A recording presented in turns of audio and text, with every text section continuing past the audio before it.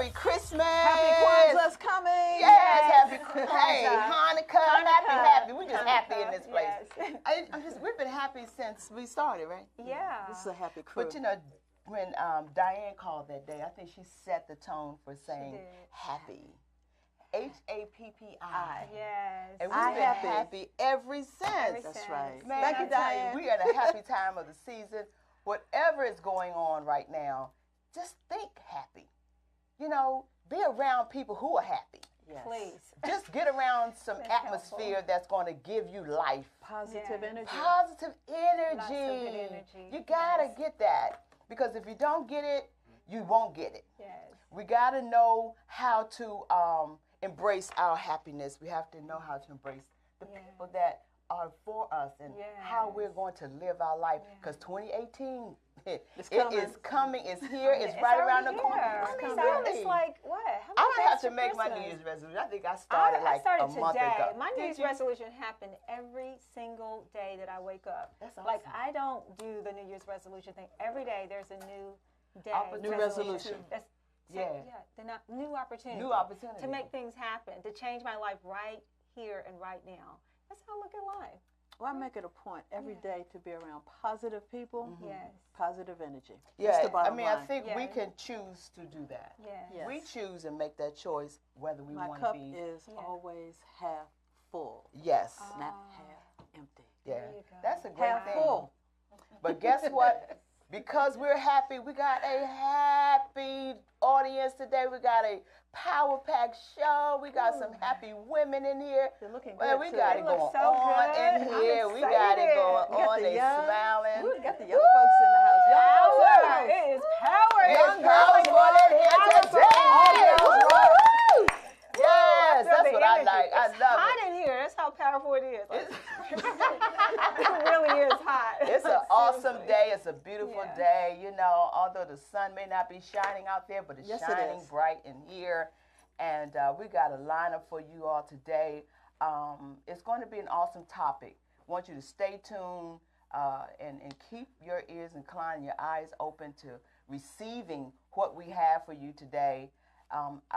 We are three, but we're four sisters. The other sister, I always say it's the production in this place.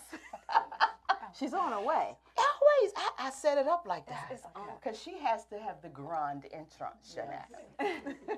Remember we say about she's on her way. That's for our sisters that are sitting out here also, and the ones that's out there on Facebook land and everywhere else. She is on her way, and that's how we keep things so positive. Yeah. She's on her way. No matter what's happening in your We're life, all on our you way. are You're on on your your way. way.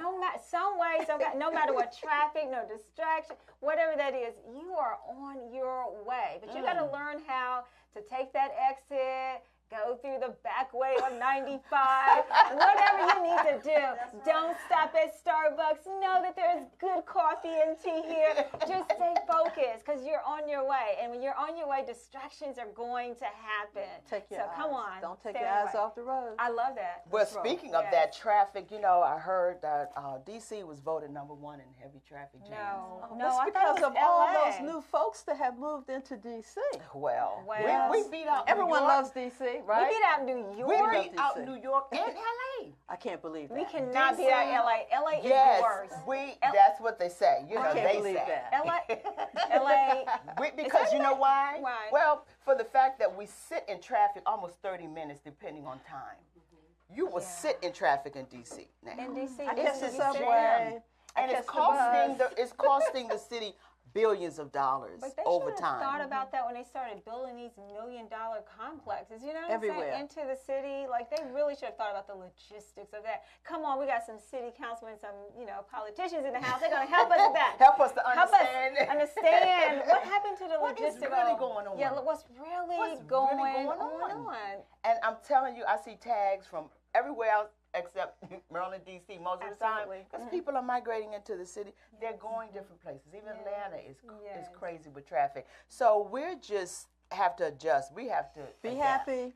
and be happy. Be happy. Be happy. Somebody bumping the horn, bum, bum, bum, bum, you're in a hurry. Please Just stop be happy. blowing your horns. Just relax. Woosah. You're going to get there. You know what Gonna get amazes me? there. People want to get in front of you and get it, like speed around you, and then they go to the red light. And they're the same spot. I always I'm say, like, meet you you at the going light. to the same light I'm going to. What is wrong with you? When Like, they- slow down. Like, you're in a hurry to go where? nowhere. Nowhere, the same place. When they up the pass street. me like that, I always say, see you at the light. And I want you everyone to do that. When someone goes, don't get angry, just say, Just see you at the light. I see you at because the that's light. where they're going to be. Hopefully not around a pole. See you at the light. You know what? I don't know about you, but when someone blows their horn, like, it throws my energy off. Like, I have to, like, woosah. Because I'm like, it just, like, scatters your energy. You know, like, why are you blowing? Like, I can't move any faster, right? Than the Because there's next another person. car in front of me, and Yes. I don't know about you, but the insurance I deal with, which is governmental, okay? Like, if I hit you, like, I have to pay them, right? So don't honk at me. I got this. Unless there's a big tow truck, of course, coming. And but just honking, I think it's rude. Do you think it's rude I think it's to rude. blow? Yeah. Yeah, you think I think it's rude. It is rude. It shows Horn that is there used is a for situation going on emergency, that you and that's really not need it. to That's use exactly that for. right. It's Like, not it when do right. you blow your horn? Yeah. It's almost like, when do you toot your own horn, right? Oh, sorry. Yeah. It's the etiquette part of it, right? It is. Yeah. It is. I'm like, stop bragging. You blowing your horn is irritating, right? It's like somebody talking about themselves all the time. Like, really? But we definitely, yeah. Sorry. I mean, it is. When you blow your hair like, She's saying it again. Like, I heard that about you last week or whatever. But yeah, so that's the tooting the horn thing. Yeah, but I mean, it makes sense, and it's reality, and we have to, again, adapt to where we are in an environment that we choose to deal with it. Are you going to deal with it and be upset, or are you going to deal with it and just be happy, and you're going to be content? I'm going to You be know how to happy. be content. That's my word for happy. today, content. Be Aw. content. Yeah, that sounds That like has an aura like about that that in the word. spirit. content. Being content. Take a where deep you breath. are. Take a deep breath. Be content where you are.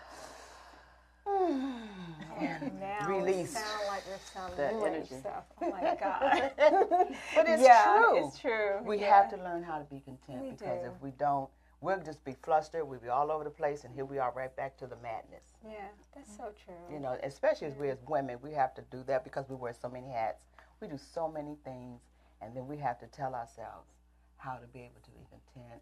Where are we, and in our moments? We have to tell ourselves to relax. Yeah. Because we're always putting a Band-Aid on everything, helping everybody, and that's just the way we were created. But that's true. We were Yeah, created we were that created way. that So way. we But just we have are to- women who have flexibility. Yeah. We do. We are we're multifaceted. We can do many things, and we were raised that way. We were. We were raised that way. We have a session on bringing some young girls in to understand how to be multifaceted, how to multitask, how to be able to live and cope with life and be content. Because our young girls are dealing with so much. So much. And they don't have that training to have us as the older and the elder to really guide them and let them know.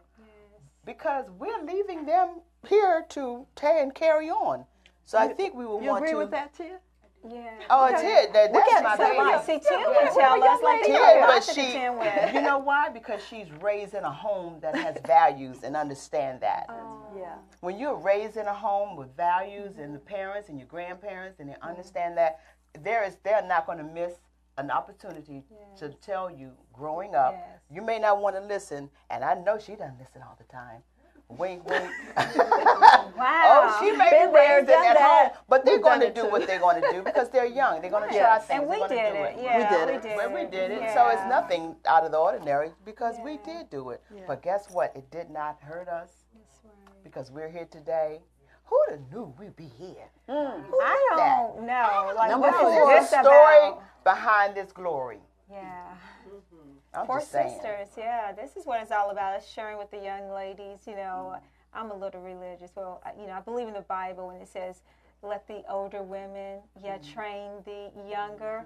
Like, I am so for that. Even in my professional career, I want someone that's seasoned, and I love the fact they're older. They can be 60, 70, but they know what it's like to balance life and to actually say, you know what, Sharon, you can't do it that way. And you can't be so sensitive when that man yells at you out of his frustration in the business world. Right. Because we as young, because I'm still young a little bit, you know what I'm saying? Like, what you yelling at me for? Snap, pop? I'm like, I'm sorry. So I need that older woman to tell me it's not intentional, especially in the field I was in. I used to get it a lot because it's like it was high energy and intense. The women were intense and the men were intense. And I didn't understand how exactly to deal with it. I'm like, who are they talking about? My father doesn't even talk to me. And like, what is that woman's problem? Like, never mind. But yeah, so those type of situations where you need the older to teach the younger, you know, how to, you know, use etiquette, you know, use your professionalism, your manners in all facets of life, regardless of how you feel. And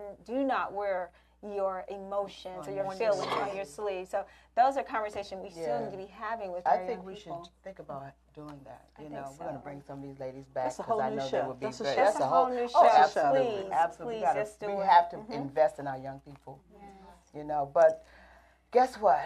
While we're here, we do have a young lady here. We're going to introduce her later, and I love her so much, and I'll give you the history about her when we come back off of this break. But in the meantime, stay tuned.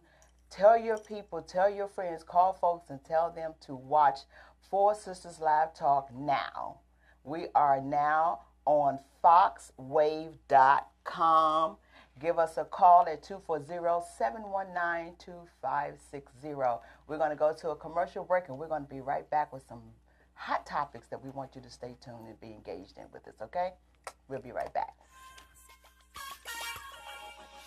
Always sisters, always friends. Let's stay real close till the end. Forgiving each other, letting love cover. Always sisters, always friends. We have to live in harmony, even though we may disagree. 'Cause fighting each other is not the answer. Sharing the grace. Let's be rich with peace and love, letting compassion from above. Never forsaking, just understanding. Ain't that what families are made of?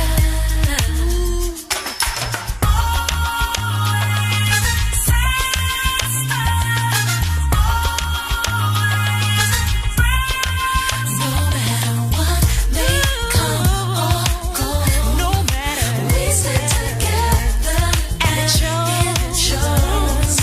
This bond between us, foundation is trust. That's what yes, it is.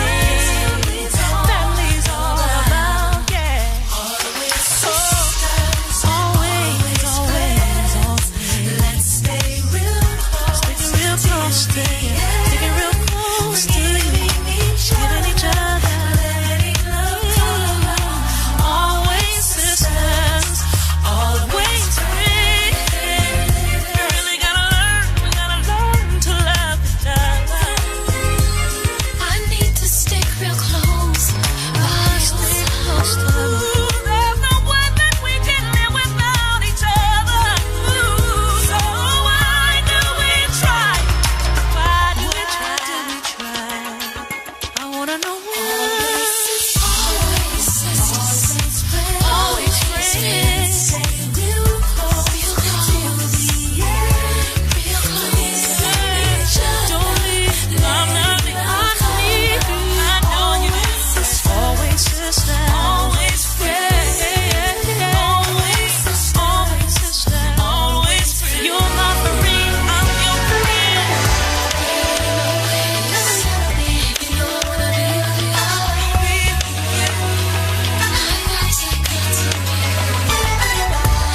with you. No matter what you're going through, forever and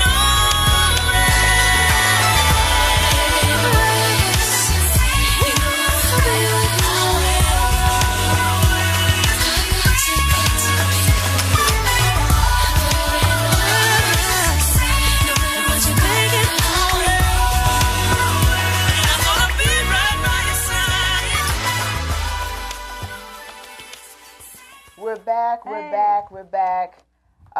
We're the woo-saw down a little bit. I know we came in high energy and our spirits were uplifted. We still are. We're still happy. We're still uplifted. But we're going to engage into this topic right now. We're going to switch gears into how we're going to become serious at this moment. We're still going to put ourselves in a position that we want to put ourselves in your place if you're dealing with this particular situation. We take it very serious. We don't take it for granted. And we are dealing with something through this holiday season that everybody's not always blessed. Everybody's not always living a lifestyle that they're free. They are still bound. They are still living in secrecy. They are still living in hiding. They are still living in poverty, in poor attitude and poor spirit. Doesn't always mean you don't have to have money. The money and financial situation is a part of it, but they're poor in their spirit.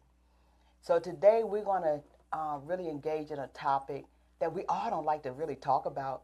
We all don't like to deal with it. No. We all don't even have to like to approach it because it's just something we've swept under the rug for so long. But guess what? Now it's opening up. It's opening up much more than we ever have in the past.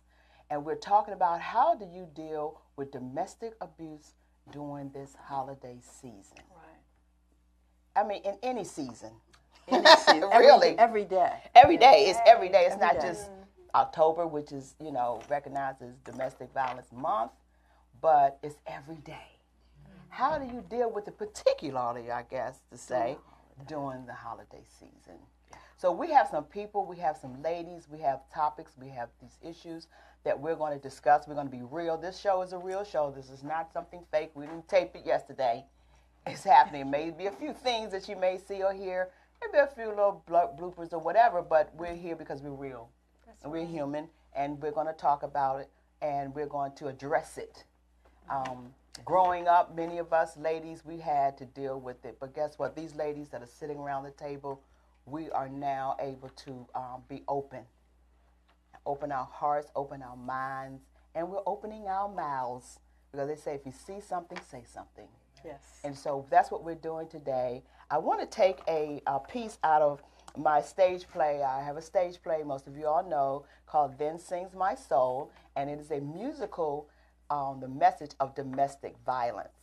Awesome stage play. We're going to get into that at some other time. But I do want to take a piece from my stage play. In our opening, we say, the stories you're going to hear may make you uncomfortable, but take a moment to think about what you would do if you were in the same situation. You or your daughter, your mother, sister, or friend could be facing physical, verbal, mental, or emotional abuse on a daily basis. How do you get help? How do you make the abuser accountable and take responsibility for their actions? How do you heal? Healing begins with confronting the problem. And today, we choose to confront the problem. Yes.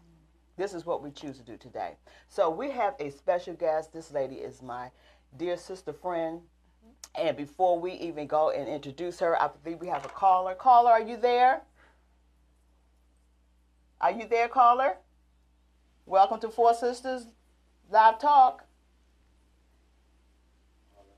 They hung up. They hung up.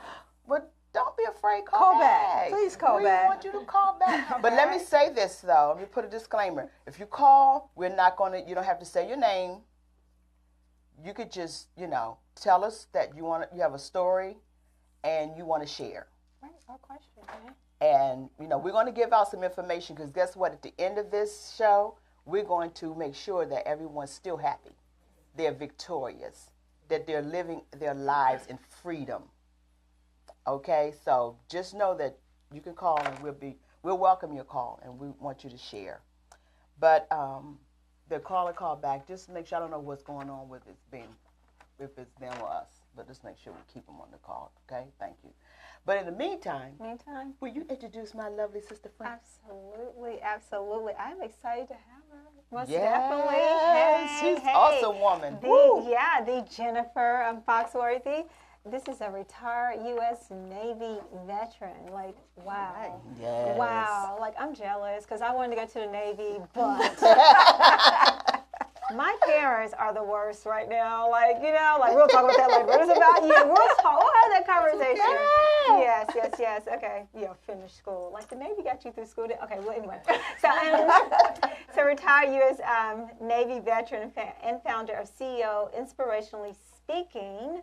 Oh, that's so cool. She's a speaker also, and also Unstoppable You Ministries, Inc., UYC, and it's a host, a TV show host, and an author. And we're going to talk about that today. So welcome, Jennifer. Welcome. Thank you so much, Jennifer Foxworthy. Yes. It's an absolute So, pleasure. Jennifer, you have this floor, baby, if you will, or you have the chair. But no, just in all seriousness, just walk us through, who is Jennifer Foxworthy? Jennifer Foxworthy, I'm a mother, I'm a wife, I'm a thriver. I want people to know that above all things, I'm a thriver. I grew up in York, Pennsylvania. The environment was somewhat dysfunctional. Went into the military right after high school. I knew I wanted to go in 10th grade. And I served our country proudly for 21 years. Mm-hmm. I thought that domestic violence, because it's something that's not talked about, and I'm so grateful that you ladies have the courage to do so, it happens so frequently, and we know the staggering statistics. But I didn't think, me being a combat veteran, I flew combat missions in 3 different wars. Afghanistan, Kosovo, Iraq, breaking down barriers, being the first in 3 different Navy squadrons. But I thought that domestic violence was something that happened to weak women, and certainly not myself. But I found myself in an abusive relationship, and it was service member on service member. And so many people, I share that story, many people don't realize that our armed forces, we bring that baggage of being bullied in high school, dysfunctional environment. We bring that right into the service, but we have to compartmentalize because we're serving our country. We can't show any weakness, especially when you're an African American woman. Yeah. Right, that's true. So that's my story of 5.5 years. Punches in the stomach, random slaps across the face, but more so the name calling. And when someone who professes their love for you looks you in the face and says, "Damn, you're ugly," you know, it hurts you to your core. Yes. And you feel ashamed and guilty to not even tell anybody. Because how did I get myself in this situation? I'm a combat veteran. I can signal as a naval air crewman if there was a propaganda video being done on me, if I was caught behind enemy lines, I could signal that I need help, that I was safe, if there was a limb that was broken.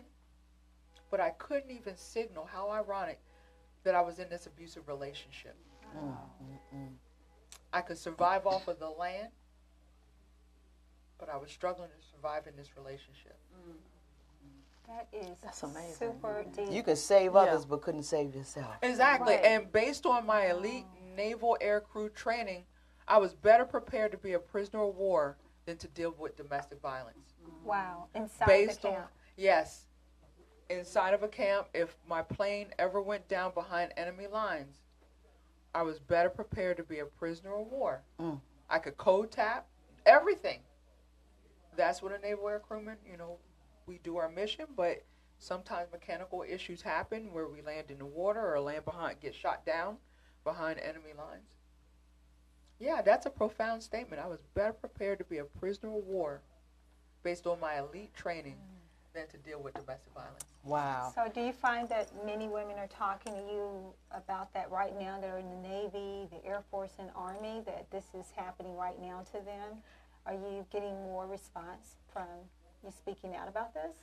Yes, and I'm grateful that I've had the courage.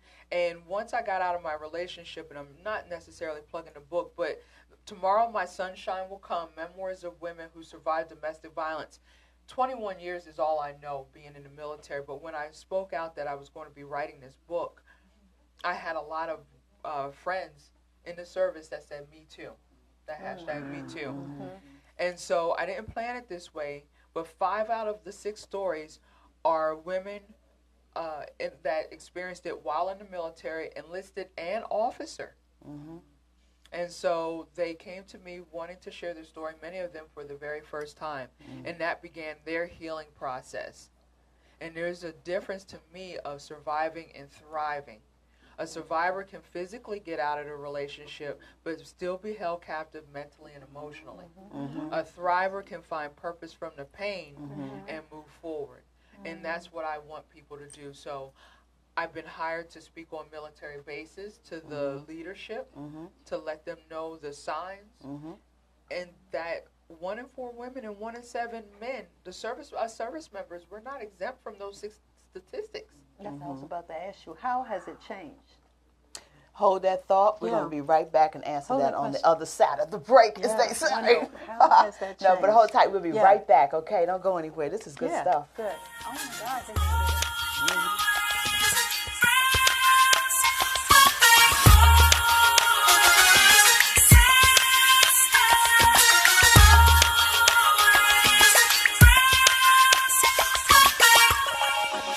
Always sisters, always friends.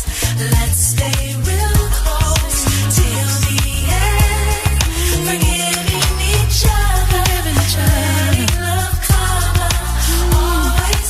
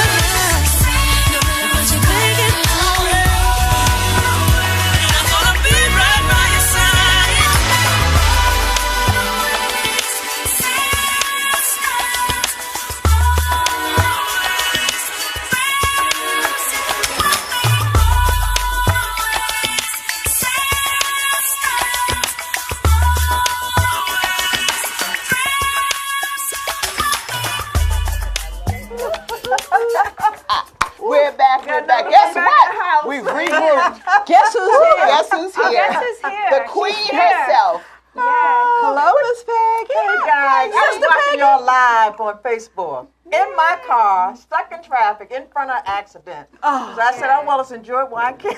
Amen. Amen. She said she's going to spend the night. How did we look? Look, what I said was, I'm coming the night before and spend the night here. Camp out. Because every week it's like something. And then you took a new route this time. Yeah, I'm calling myself avoiding 495. That was the worst thing to do. Oh, wow. Oh, my God. But you're here safely. Yeah. You're here. And that's what's important. I'm here. And we're so happy. Yay, we're happy. But, So you good know. to see all my sisters in the house. Everyone's oh, here. Lord. It's awesome. That's what I'm talking ladies, about. for Shout out my coming sisters. Yes. Yes. Yes. But, you know, we have a sister that I'm sure you were listening in. Yeah. On Jennifer Foxworthy and heard her compelling story and what's going on and how she came through the ranks, if you will, of domestic abuse and violence. Give us, you were asking her something. Do you remember? Yeah, my what question was, hearing what we just heard today, 2017, how has this changed? Because we know now, I'm sure there's someone out there right now, military, and just saying, yeah, me too. And then, of course, we have women who are not in the military who might be thinking of going into the military. So we need to know how this is changing and how has it changed. The military has made great strides, but unfortunately, with budget cuts, more focus is on the sexual assault programs, vice domestic violence. So unfortunately, it's not uncommon for a base to only have one domestic violence advocate to take care of the whole base. And they are run ragged. I know many of my friends, they need help, they need support, but the burnout rate is just off the charts. So, unfortunately, there's not a lot of budgeting, financial contributions, and help in the domestic violence programs in the military. I think more can be done. And so I'm grateful to have spoken at the bases that I was hired to do. But there's bases all around the world. I mean, just in Maryland alone, there's 11 bases when you consider all the different branches. And how do the senior leadership, when they hold, when they look at their service members, their subordinates in the morning, or they do uniform inspections, they have everyone together, that's when they need to do a mental picture or a visual and count every fourth woman and every seventh man. And that's how many people in their structure that's being affected by domestic violence in some manner. And they can't just dismiss when a person is occupied or they're yelling to their significant other over the phone, oh, that's personal. If they're occupied and then their production decreases, there's an issue. Or why don't we see that significant other at the Christmas parties? Because the service member may be isolating them from the help of where they work. And it's, again, unfortunate. I can easily tell you, I can't tell you where I work or what I do because I'm a SEAL. And these women, unless you do a background check or you really know what the Navy is about or what the services or the branches are about, be like, okay, my spouse is working for the SEALs. It's top secret. When in actuality, they're probably working, cooking food or something like that. So it's easy to isolate the significant other when they're civilian. So more needs to be done. More awareness needs to be had by the senior leadership. When someone's production decreases, they automatically want to label them, oh, they're lazy. But I know for me, I'm worried about what am I going to fix that's going to be pleasing as far as food to where I don't get a hot plate of food whizzed at my head. I can't concentrate on my job at hand because I just have been beat down and told that I'm no good. And then our service members, when they're not paying their bills, the debt collectors will send letters to the job. And so down the senior leadership, they get involved, but they don't realize, wait a minute, you're getting paid on the 1st and the 15th. You should have enough to budget and pay for your bills. Why are you not paying your payments? Wow. It's possible, and actually I knew of a gentleman, his wife was taking his paycheck and not paying any of the bills. So the debt letters were arriving where he worked. But nobody's asking these questions. Yeah. They automatically just want to come down on the service member. And it's unfortunate. So more needs to be done, more awareness, more conversations, just like what you're doing. Yeah. I know for me personally, I was facing a professional war. So a naval air crewman is a step below your Navy SEALs. It's predominantly male and predominantly Caucasian.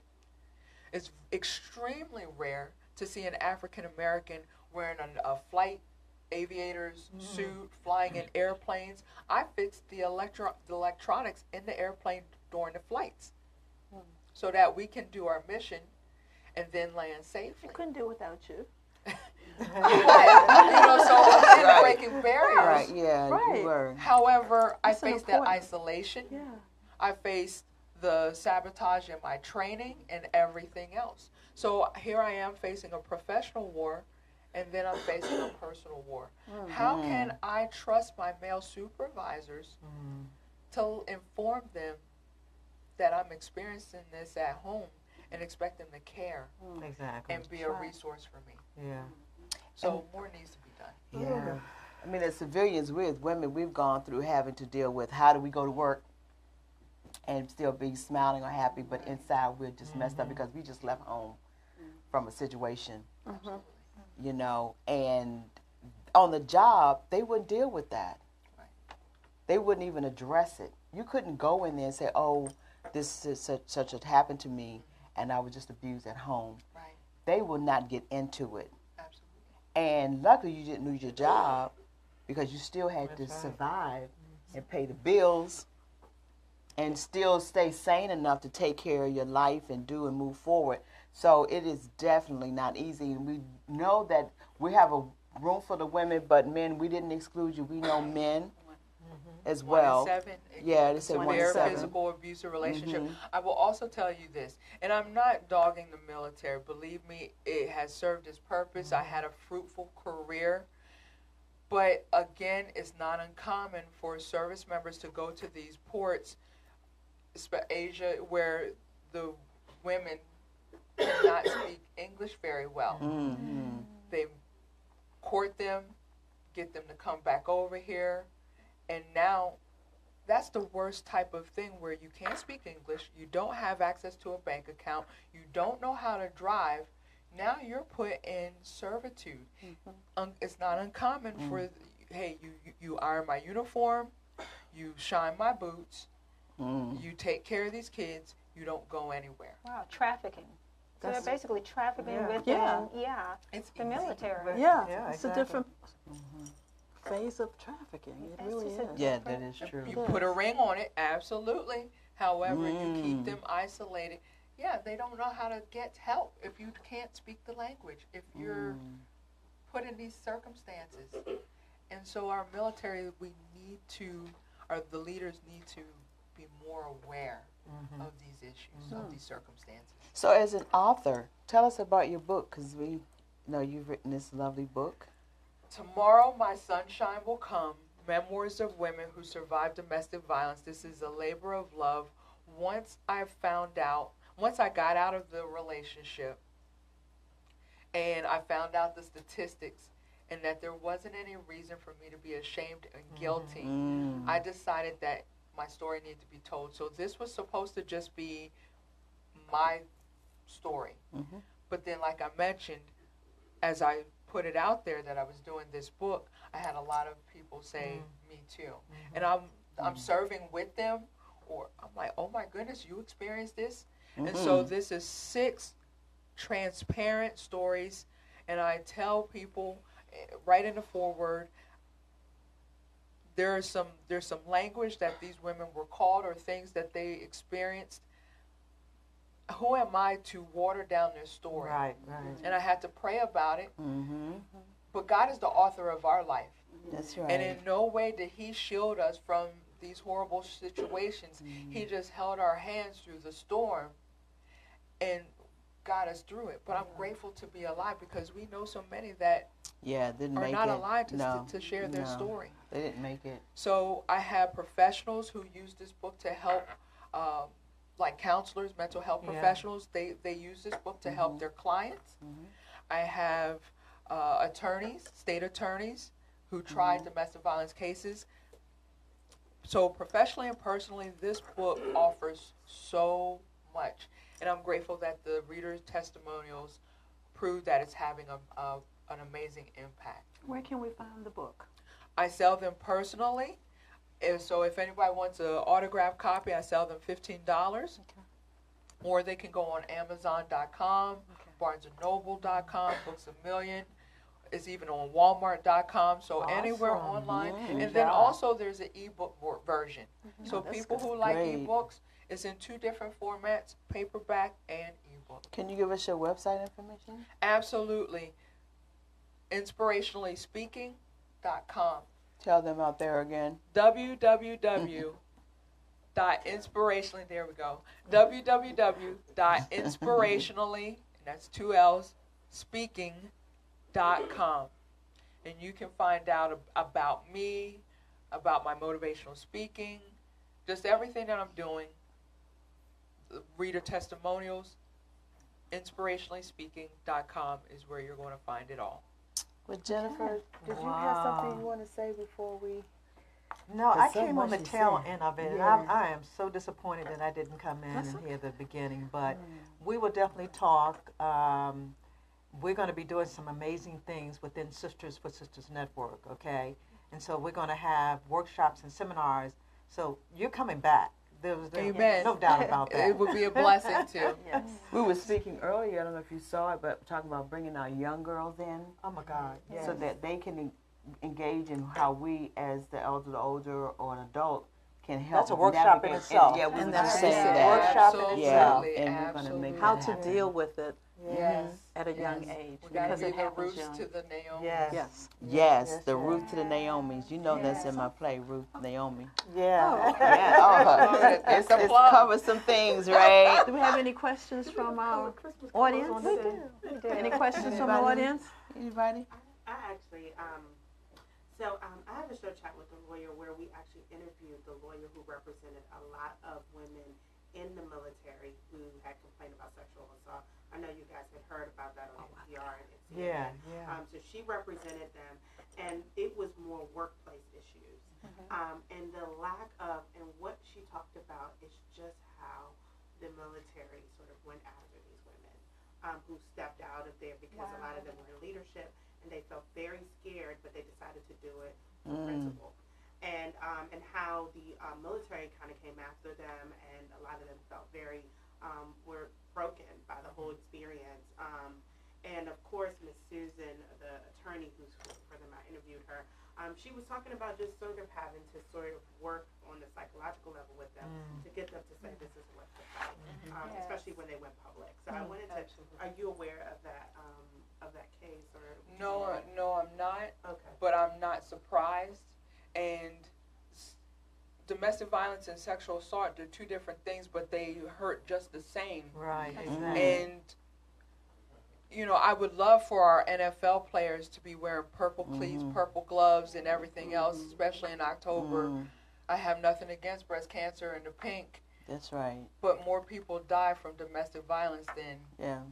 breast cancer. It's a form of That's a cancer. statistic in Exactly. itself. And especially when it's the professional athletes that are having charges against them, but there's no consequences, it appears. But I've been told that women as well as the girlfriends face a lot of domestic abuse in the NFL and football, and even during this season. Yes. It happens Yes. a lot during this season. Yeah, let them football season. lose. Who are they going to take their aggression out on? Wow. Yeah. That's true. Exactly. Well, now they're implementing new policies regarding that. Yeah. Now they're having them to, when they come in, that when they get married or when they end up courting them, they're having them to do waivers where they can't talk, gag waivers. So it's a whole nother level with an adult. It's just absolutely tragic. And when a woman is pregnant, their chances of being abused increases even more because now that attention is being taken away from them. The abuser. The abuser, Exactly. And I can't tell you how many friends I know in the military who were pregnant who got pushed down steps. Yes. Oh, my goodness. In the military. They're wearing a uniform, were pregnant, Oh, my pushed goodness. down steps and abused even more while they were pregnant. Wow. It's Those- heartbreaking. Yeah, so you It's don't hear about heartbreaking. those particular No, situations. no, you don't. You don't. You don't. You don't. You really don't. You know. But Jennifer, we really do. I know we have so much to cover on this issue. We got the other ladies that want to come in. But Show this by is- itself. Yeah, it is. My You have goodness. you have a plethora of information to share and your experience that you've done and engaged. Yeah, we love you for Oh, coming. thank We you. appreciate you. We thank you all for tuning in, and we're going to be right back. Don't go anywhere, because we have a treat for you when we get back. Yes. All right. Always sisters, always friends. Let's stay real close till the end. Forgiving each other, letting love cover. Always sisters, always friends. We have to live in harmony, even though we may disagree.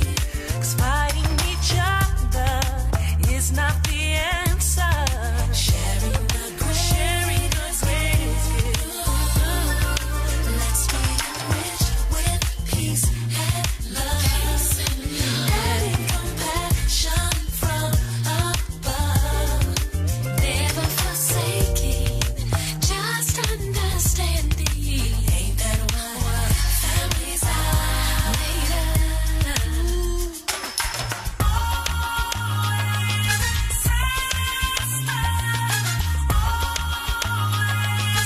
No matter what may come or go, we stand together and it shows. This bond between us, foundation is trust. Yes, it is. Family's all about, yeah. Always sisters, always. Let's stay real close. Sticking real close to you. Sticking real close to you. Giving each other. Letting love cover. Always sisters, always friends. You really gotta learn to love each other. I need to stick real close. There's no way that we can live without each other. So why do we try? Why do we try? I wanna know why. Always sisters, always friends. Stay real close till the end. Real close. Don't leave. I'm nothing. I need you. I know you. Always sister. Always friends. Always sister. Always friends. You're my friend. I'm your friend. You know I wanna be with you.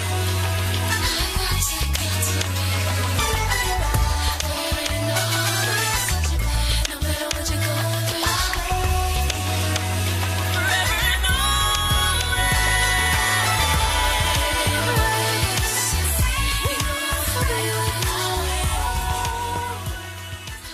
We're back. That was We're awesome. gonna That was an say- awesome that was interview. awesome. Yeah, Jennifer Foxworthy. That is is Oh, my wonderful. God. She's an awesome woman. We're so happy she came, took time out of her busy schedule to come and sit with us and share. And and so we're just gonna keep this train moving because there's so much going on. But right now we want to just bring everybody's spirits up and continue this glorious go day up, in y'all. the Merry Let's go up. Christmas spirit. All the way And up. I have the pleasure, the awesome pleasure, introducing this next young lady. Her name is Atia. She is an awesome young woman, and she's so special to me because she's my goddaughter. So I just love her so much. So just know this lady is she's on the move. She's coming up in her ranks of making some things happen for her future. So let's take a listen to Atia, everybody. All right. Atia.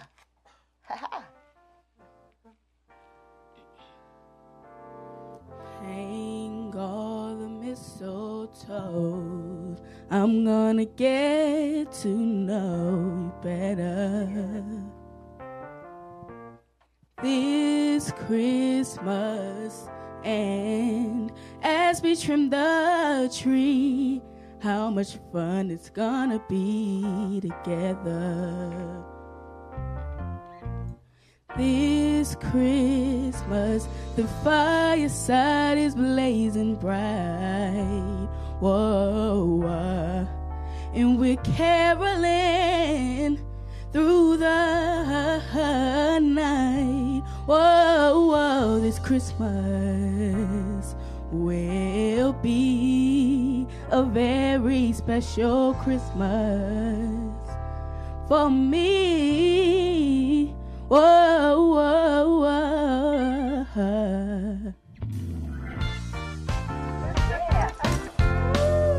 Jam a little bit now.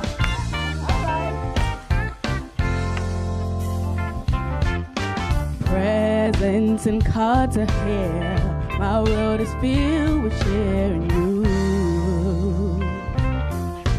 This Christmas, and as I look around, your eyes outshine the town, they do. This Christmas, the fireside is blazing bright. Whoa, and we're caroling through the night.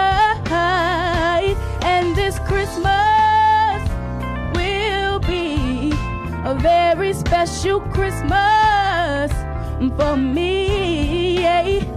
Whoa, shake a hand,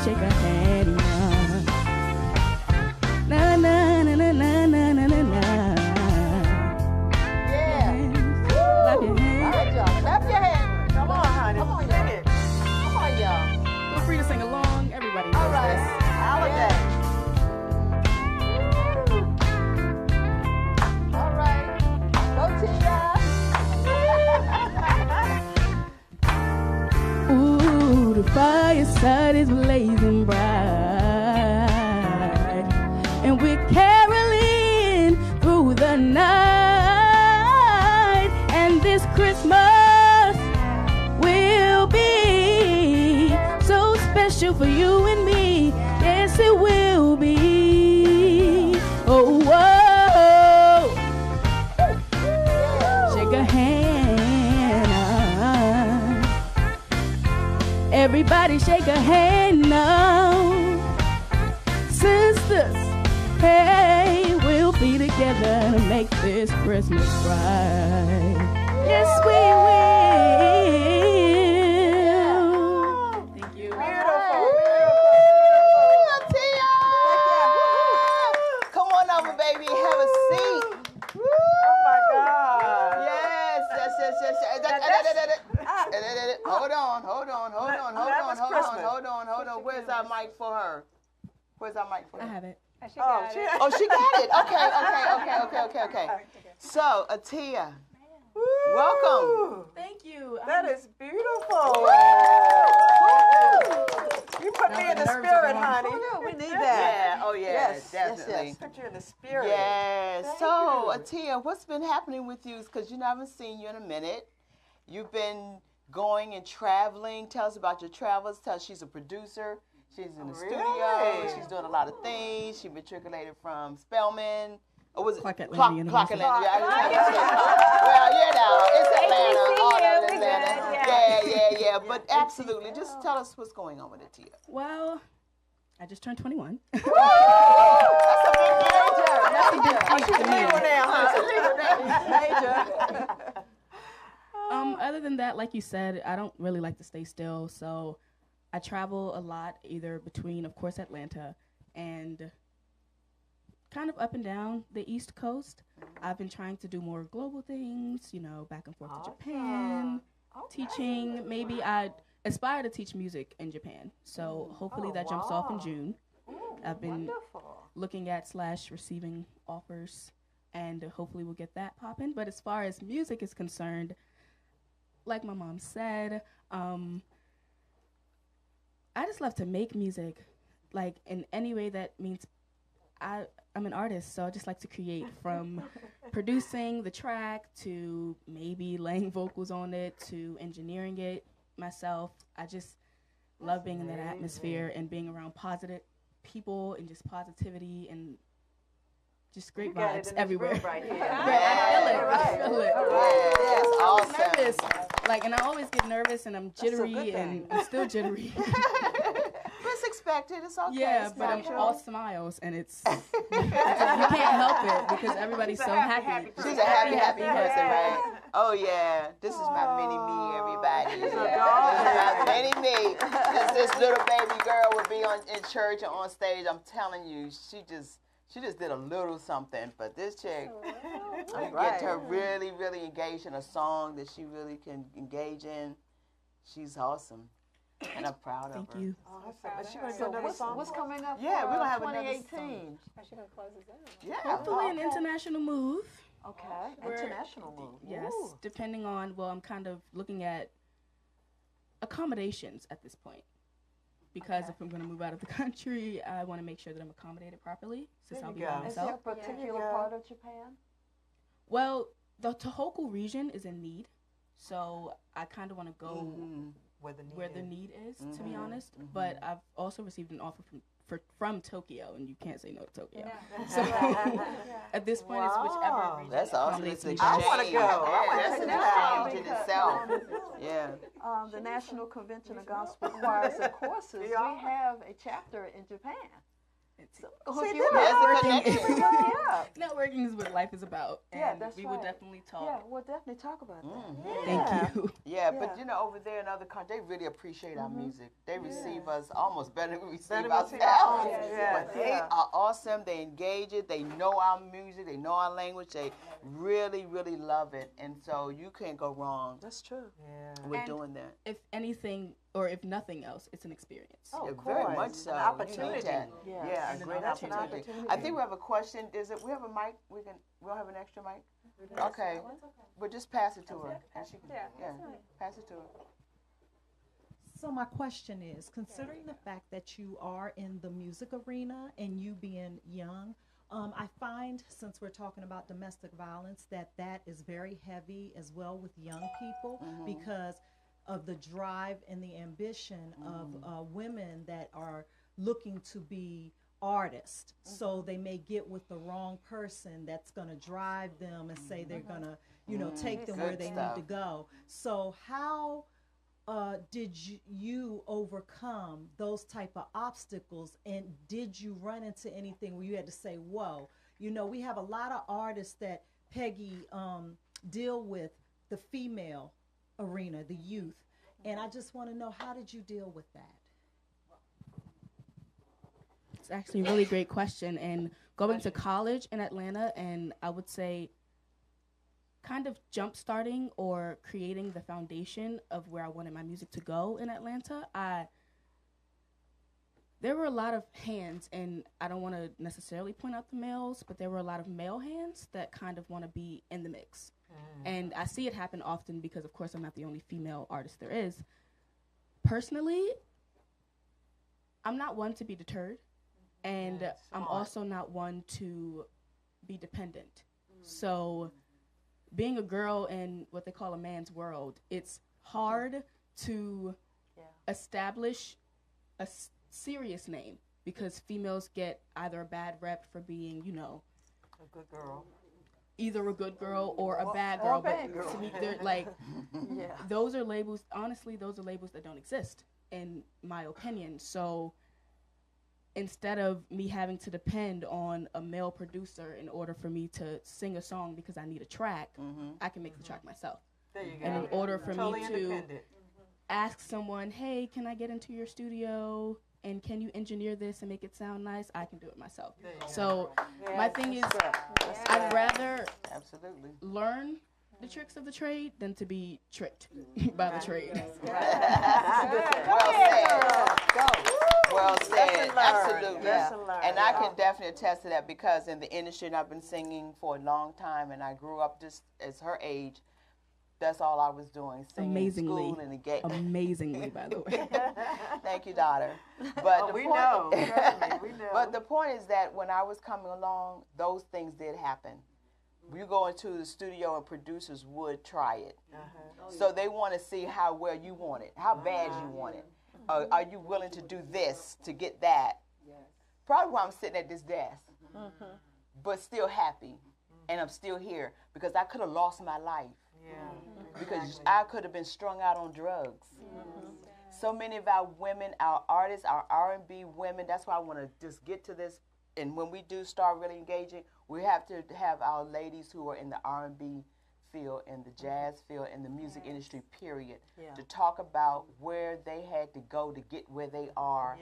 Might not have been pretty, but they were sacrificing their souls and their lives. Now they're coming over the hurdle to understand that, hey, I've gotten here, I'm making the money, but at first I had to do some things that was not ladylike, and it was such a bad moment or a really nasty time for them, but you don't have to do it if you really want to live a successful life. That's all I'm saying. You don't have to sacrifice your soul. You don't have to lay down with anybody. You don't have to give up who you are, your respect, your dignity. In order for you don't have to compromise. And I'm so happy you haven't, because learning the business of music, it will help you understand that you don't. But the men, because the women, who we are, that's out in music, it's in politics, it's on in every area that we have to fight, you know, in order to sustain and be women, you know, and do what we have to do, okay? But we're going to come back because you're going to close us out. We're happy. We're going to go to another commercial break. We'll be right back with some more conversation about how do you deal with domestic abuse during this holiday season. We'll be right back.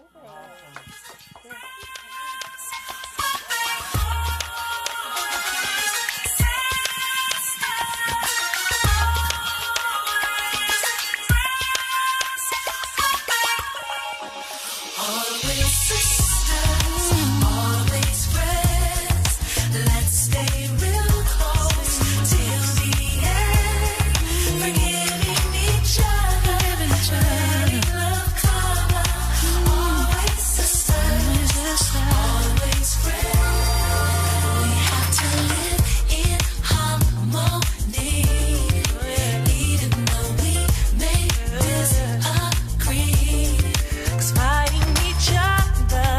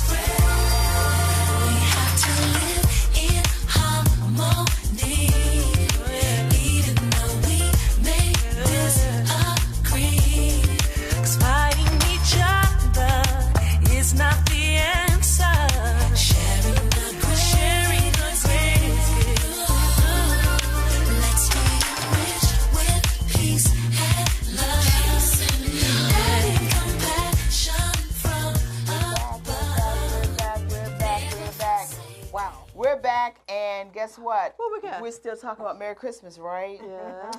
And we're still in the spirit. I smell something. Is that a patty pie? No. Yes. Hercules, Patty, eat your heart out, baby. What kind of pie is This this? is my a sweet gosh. potato pie, I From can smell that. homemade from my actual sister, Blood sister. Tippy Lee's pie. oh, She Tippy Lee. wanted to have us to engage in her lovely pie. Am I gonna do During one of this those holiday videos? season. Woo! Yes. How good? I want to taste it. It's awesome. Okay. Make me sing, huh? So wait. we're going to share this Make in it the sing, studio, sing, but I sing. wanted to make sure that Wish you were I here. let you all know my sister's doing some sweet potato pie this season. So anybody want to Patty. connect? Look out, Patty. Watch out, Patty. That Patty, we still love your pies now. But we're going to give Tippy Family Lee, first. yes, That's an right. opportunity. So we're going to share that later. So I just thought I'd plug that in. Okay. So now, what's next, Miss Ooh, Peg? y'all guys are rolling. Where's my energy? Drink. Here it is. What's the squirt? They're The like, squirt. that's Little right. squirt, Y'all squirt. energy. We don't need this stuff. I get my cup. I know that. A little my Nebo. God. Okay. So we have our next guest here, and she's so lovely. My girl. Won't you agree? Yes. My girl. She been taking pictures. Girl, you do it all, don't you? She got another hat on I right do what I now. gotta do. Okay, what hat's on now? Well, the hat is combined, to be honest. You know, my name is Linda Shaw. I'm an advocate against domestic violence. Go out and speak and teach and educate those and bring awareness of domestic violence, because a lot of people don't know. A lot of people are in denial, and a lot of different organizations are not doing what they need to be doing to help those in their organizations or their companies that need help. So we bring awareness, and we're letting those who are victims know that it's nothing to be ashamed of. It's nothing to feel as though, you know, I have to be in isolation with this. We're letting people know what the red flags are and the different forms of domestic violence, because a lot of people think that if you're not beating me, knocking me across the head, it's not domestic violence. Whereas domestic violence has several forms, you know, sexual, you know, mental, financial, and my main form that I dealt with when I was an actual victim at the time was male privilege. Male privilege. It was male privilege. I serve God 24/7. I love Him. I love God with all my heart. And I wanted to do things to please Him. When I got married, I didn't know that I needed to have a book on how to deal with domestic violence along with the Bible, how to be a wife, you know. And so, you know, you're not prepared for it. You don't know what to expect. When you first get that first smack, it kind of throws you off, because this is someone that has professed their love for you. This is someone that stood in front of the pastor and all your guests and said, love, better for worse, you know, love to love you like Christ loved the church. And this person is now abusing you, whether it's verbal or physical. He's abusing you. And how do you act? I mean, I was in shock for years, in denial, thinking, well, maybe it's something I'm not doing. And then what he did was flip it on me. Yeah. He actually made me think that I wasn't serving God right. I wasn't being that submissive wife. I wasn't that Proverbs 31 woman. I wasn't serving him like I should. You know, I need to pray more, seek God's face. But it didn't help either the fact that in the church, there were a lot of people who felt as though they saw him in the church. They didn't see him at home. They didn't know the hell that I was living through. So in church, he was the perfect man. I mean, nice looking. He was an armor bearer for our pastor, which is a mega church here in Prince George's. Wow. So it wasn't something that people knew what he was doing. It wasn't something that was out there. It wasn't something where they look at him and say, oh, I can tell you a domestic violence abuser. Right. You can't Right, you see can them, tell. what they are. This man dressed very well, GQ, when he stepped out the door. You know, had it all perfectly tapered and everything like that. And he, opened the door for you, do the things for you, and treat you like a woman, and treated me well in public. But he still was controlling. But he was controlling. And the things I could and could not do, was controlling. And as far as the church was concerned, I didn't go to them and talk about it because, as we said earlier, we as women are nurturers. Yes. We keep that family together. Through slavery, we did it. We brought in children that weren't ours. We do foster kids all the time and make them feel like they're our babies, because we nurture and build up a family, build up a man.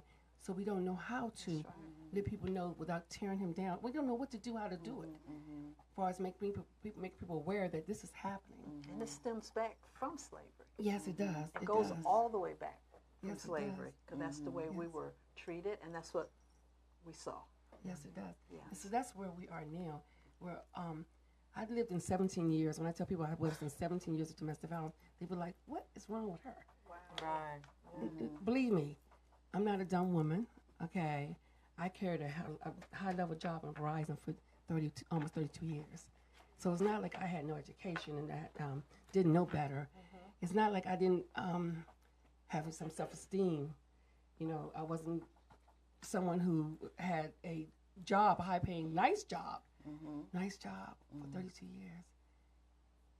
You can't point out who a victim is. Right. You don't know who a victim is. And you don't know what I was going through. First it started physical. Then it became mental. Then it became sexual. Then the financial. It's like I went through every phase of domestic violence. But the main one was the spiritual abuse. Because Talk about that. the spiritual abuse was that because he used his male privilege. He used the fact that he was supposed to be the head.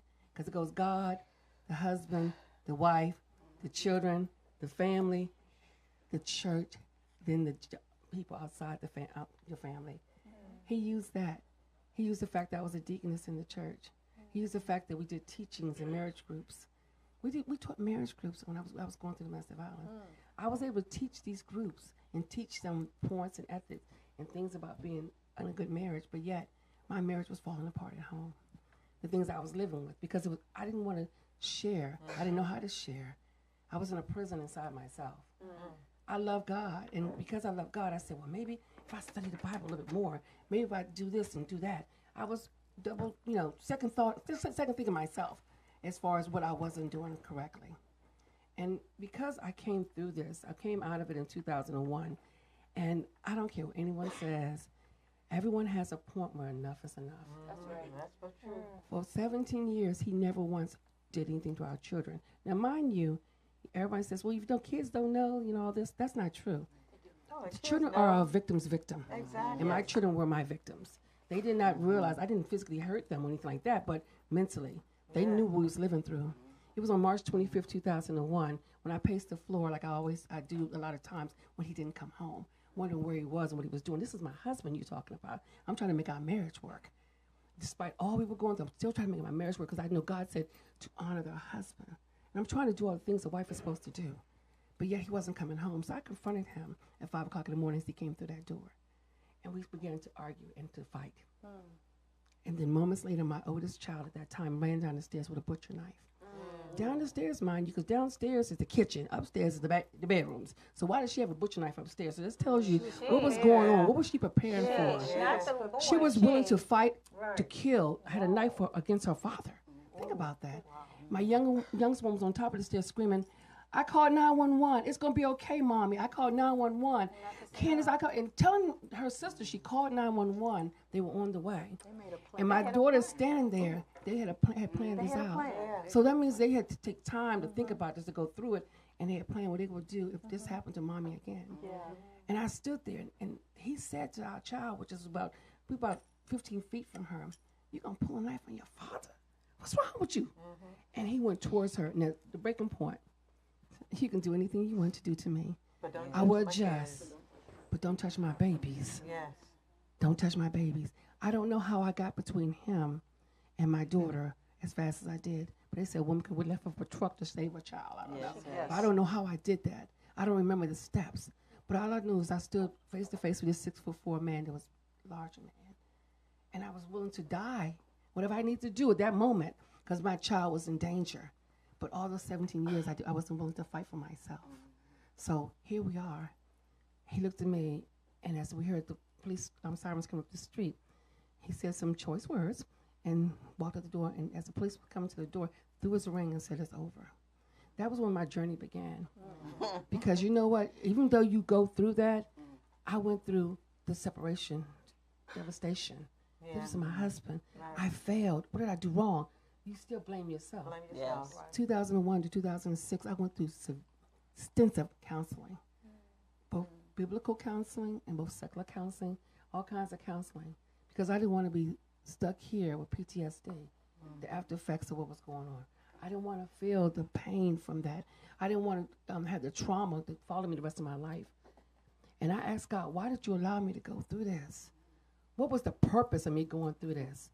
And he said, because I need you to go out and help others who can't help Right, themselves. I exactly. need you to be the mouthpiece. I need you to be the person that stands up and says, enough is enough for someone else. And help them to identify the red flags and to know the steps they can take and the people they can get in contact with. So I came out and I started the organization called The Next Step. Why The Next Step? Because I need to help them take the next step.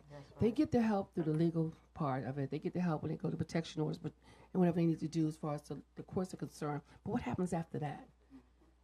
She said surviving and thriving. What happens after survival? When you start to thrive, as we heard our sister talk about early. It's true, thriving. So what I do through my organizations, I go out and we set up tables. Every event that's possible here, I have a couple of people who work in the organization and make phone calls. It's called collaboration.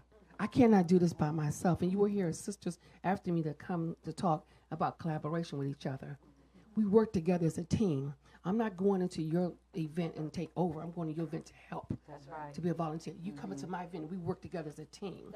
I have people come to my organizational meetings and things we do so they can tell what their organization is doing so we can connect. That's it. That is Silence and isolation is the #1 tool used by an abuser to control his victim.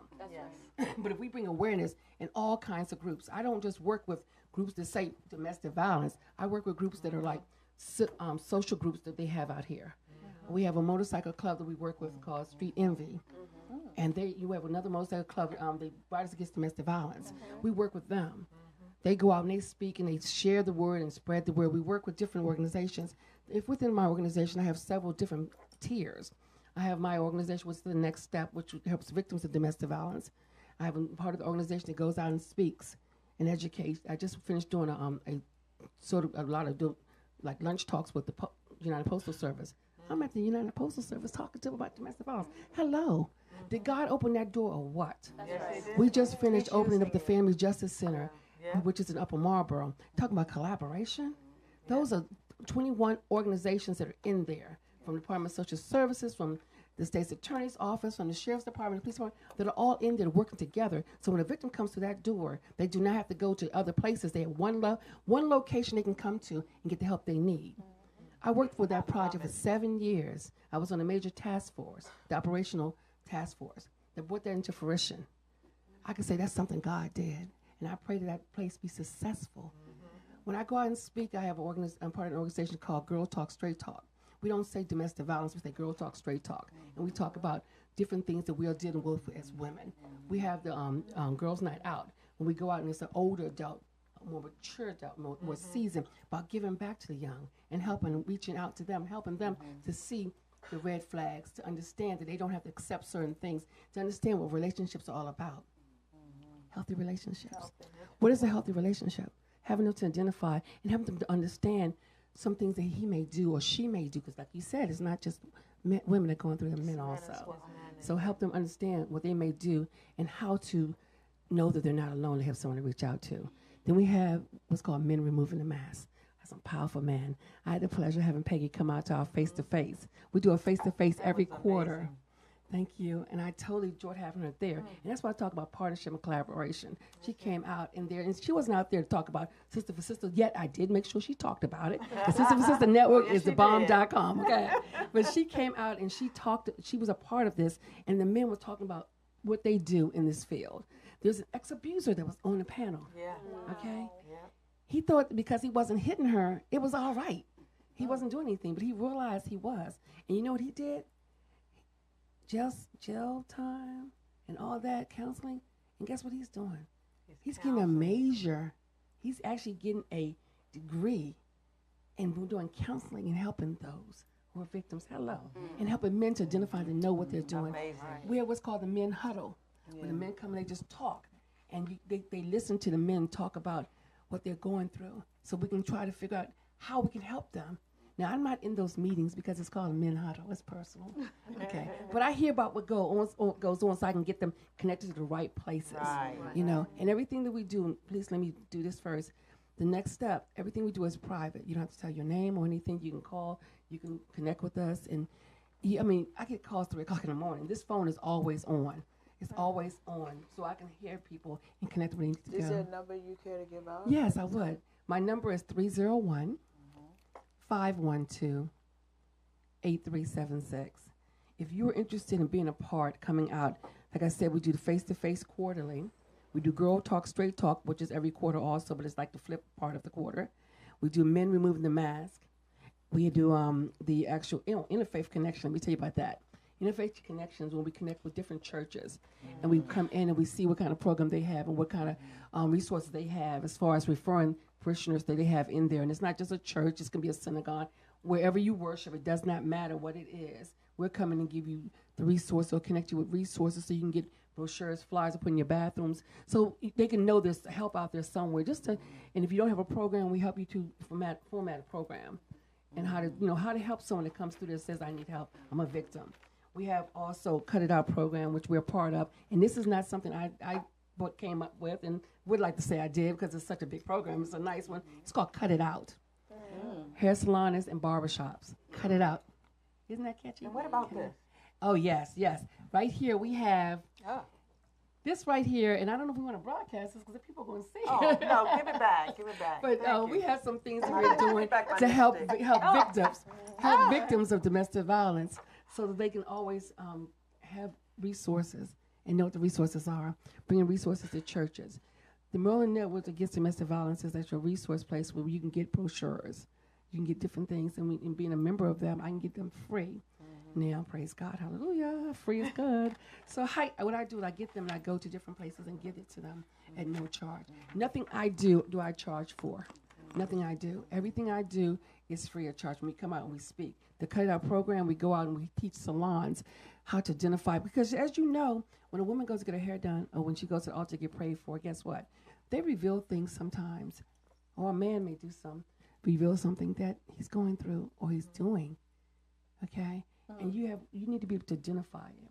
And we teach them how to identify and have an empathy and not sympathy of that person. Having to be able to talk to them in a very positive way, keeping them still as a strong individual, but actually referring them to resources that are available. We go into the salons, we teach them how to identify and how to transition, and we ask them for permission to keep their bathroom full of brochures and things. And we provide those brochures. We also talk to Kaiser, which we're working with Kaiser Permanente. Their bathrooms, as you know, if you're actually a member there or go there with anyone, has a little slot for actual programs and brochures you can put up there that talks about You're Not Alone. They have big, major signs now. Everyone is getting on this bandwagon, and guess what? We want to keep them on this bandwagon. We want to say one thing, which I need to make sure you know. October is not the only month domestic violence occurs. It's every month. We're working now, and Peggy and I talked about this. We're connecting with different people, have them to celebrate and do things for domestic violence throughout the whole year, all 12 months, not just 1 month. Because it's so overwhelming. There's like 5 and 6 programs on a Saturday. You can't get in and get to it. But so we want to make it so if someone does something every single month, then we can spread the wealth out. So that's one of the things we want to do. When we go out and speak, one of the things we want them to know is as a victim of domestic violence, you're not alone. That's number one. You're not alone. These ladies right here, it's hard sometimes to reach out to people because they're like, well, where do I start? And I'm going to be honest with you, it's not easy. Once you open that quote unquote Pandora's box, we've got to get you some kind of healing or get you some kind of help. And it may not be easy you leaving your abusing, and maybe not leaving him now, her now is a good thing, but getting you prepared, doing a plan, putting a safety plan in place, just talking to you. We just want to talk to you. If you call us, you don't have to tell me your name. If I'm not able to help you, then guess what? I'm not going to be selfish and say, well, I can't give you no help. No, I got other partners. I have Nina that's coming up later, her organization, Source of Power. I have different organizations that we can connect to, that we can get you connected to the person. I don't have to know the answer. Guess why? I got these sisters right here. If I don't know the answer, I'll call someone. I'm not ashamed to do that. Collaboration is number one. That's what I want to say. And if anyone's listening to this that's out there, has an organization, you feel as though you're not getting anywhere, that you're bumping into walls, call us, because guess what? We can hook you up with someone and get you the education or the training that you need, or just partner together. Do a table on the side of the road somewhere, just giving out brochures and flyers. Please, I always talk about carry my cards everywhere I go. I'm a professional photographer. And what I do is all the money I make from photography goes back into my organization. I have been self-sufficient and self-funded for over 11 years. Now, because I want to make sure I can be able to do this full time and not have to go anywhere else and, you know, as far as working 9 to 5, because I don't know how I worked a 9 to 5. I mean, how did I do this? I don't get it. I know I burnt the candle on both ends. I don't know how I did that, but you know what though? I did that up until 2014 when I came Well, out. then give us the name of your company because I know you have so much information. sorry. Just I know, but just good stuff. It really is. And we want to be able to people to really call you, contact you. And so, what's the name of the company? And Well, the your name of my website? company is LaShaw's Photography, and it's LaShaw'sPhotography.com. How you spell the Shaw? LASHAWS photography.com. That's my photography. And like I said, every dime goes back into the organization. The organization is The Next Step, THENEXT, STEP, STEP, 2009.com. 2009.com. We are a 501c3. It's the end of the year. You want to make a donation, we're glad to take it. All the money goes towards the things that we do when we go reach out, whether it's the face-to-face, the girl talk, straight talk, men remove the mask, the men huddles, the cut it out, Interfaith Connection.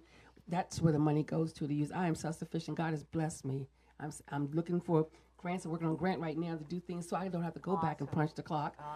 I did do, this is really cool, I did do me for the first time. What's it called? A GoFundMe. I did. Okay, how did that go? I don't know. I've gotten quite a few donations, but I have a GoFundMe right now, and it's called Helping Others Take the Next Step. That's my GoFundMe. That's right. And I had never done that before, but someone said, why not? Why Right. not? It Why won't not? hurt. I was like, but Put it out there. why not? Exactly. Put it So out the GoFundMe, so the money's like, they get a percentage of it, which I didn't realize they're taking the first check back from them, but it's all good, you know, because God got me. Yes. That's one thing, God got me. And I want to thank you all No, for we this thank you, opportunity. Linda. I thank you because Thank you, Linda. I mean, it's like, Yeah. being able to go out and to talk and to speak about this, I can go on all day. Yes. Okay, I want to let you know. That's okay, Because 'cause you're coming it's my back. passion. Okay. Yeah, It's my purpose. We continue. Well, we're going to take a break, and we're going to come back because we've got some more ladies that we want to get in and be able to share their story, share their business, their opportunity with you. So don't go anywhere. We'll be right back.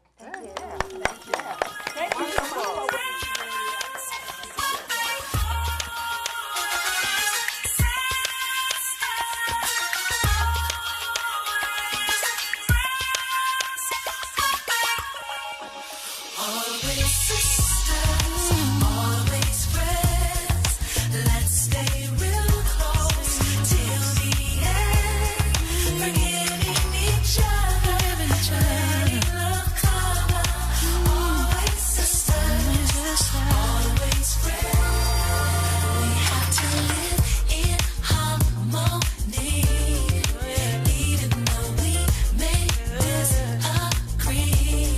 'Cause fighting each other is not the answer.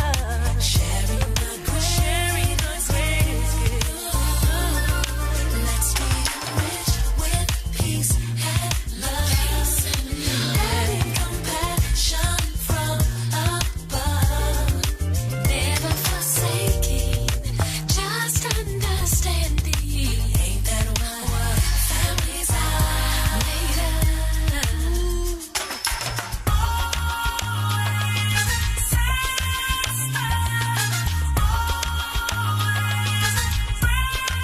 No matter what may come or go, no matter we stand together and it shows. This bond between us, foundation is trust. Yes, it is. Family's all about, yeah.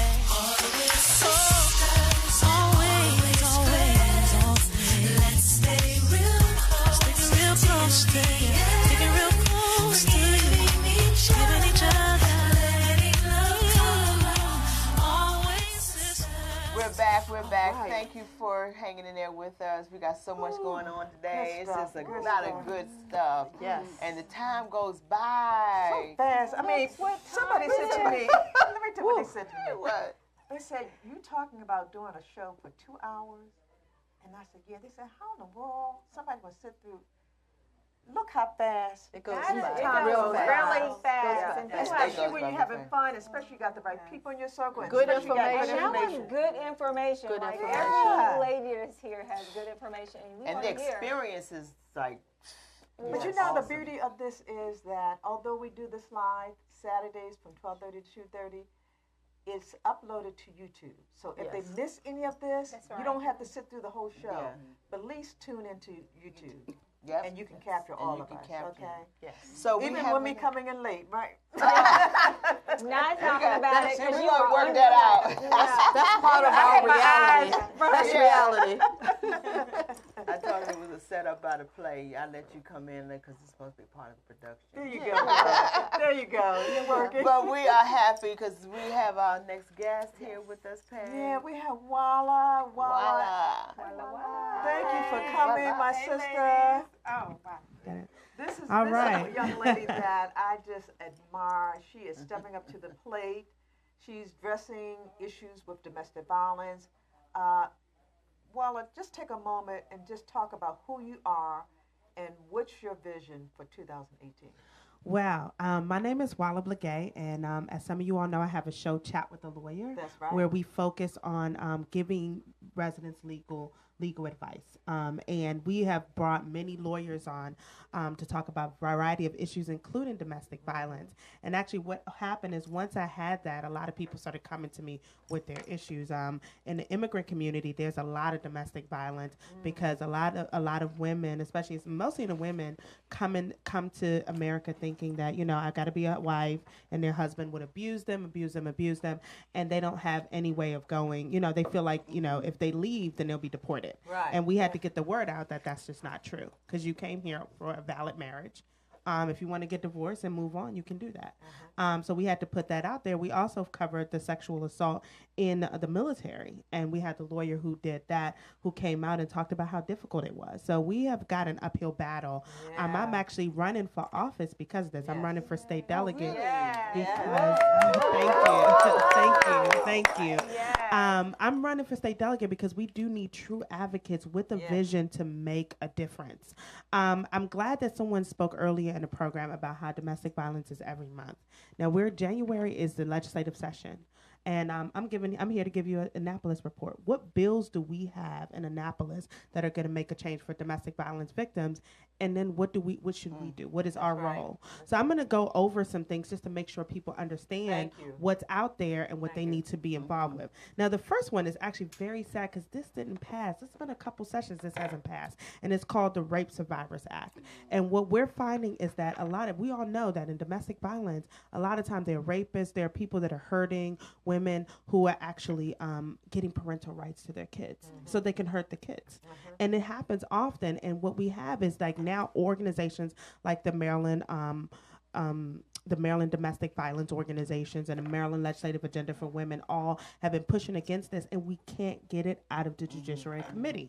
You must ask yourself, that's why it's time for change. So we need to go and make sure that we drive up to Annapolis when this bill has a hearing. It is HB 1. It's the first bill that's been put in, so we can make sure that we can go out there and put forward and sit there and show support. Submit testimony. You can do that a few days before the hearing. So just make sure you submit testimony. The next one is electronic monitoring. Now I'm running with a great advocate for domestic violence, Delegate Angela Angel, who's running for Senate, and she's putting this this bill forward. This is actually this is the real thing. Now people talk about putting protective orders. Protective orders is just paper. But once that protective order go in, we need electronic monitoring. So these people can't jump back in your house, come back in your neighborhood. They need to be monitored. And if they know that they're monitored, it changes their actions. It changes what they do. So we need to get something on that line. Also, we need to go into requiring schools to teach something about domestic violence. We need our young people to understand, first of all, to respect each other, and that it's not okay to hit and beat someone that you're in a relationship with. Of course, we always say how when a boy hits a girl, everyone's like, oh, he just likes you. And that starts it, and how do we change that mindset? So there is a bill that is currently in the school system. That's actually also Delegate Angela Angel's bill, House Bill 30. And we need you all to come out and support that. Also, we need there's legislation about firearms for domestic violence abusers. If you've